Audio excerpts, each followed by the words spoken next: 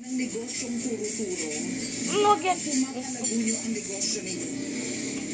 Sarap. Ready na yan. Madali. Hindi na yung order ka. Oh, sus, malusok. At sa alis na sila. Ang napansin ko, yung turo-turo ninyo malinis. Pinag-upisahan namin ganito na. Gusto namin ganito malinis. Ngayon yung anak po ninyo, inilarawan niya, yung paano kayo nagsimula. Ikwento niyo ito, ma'am. Ano pa yan, lamesa pa lang.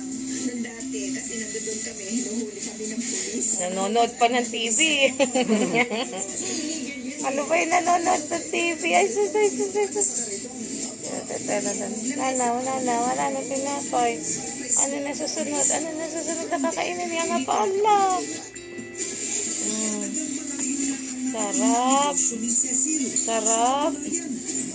Sarap naman. Hala. Sarap naman. Hala.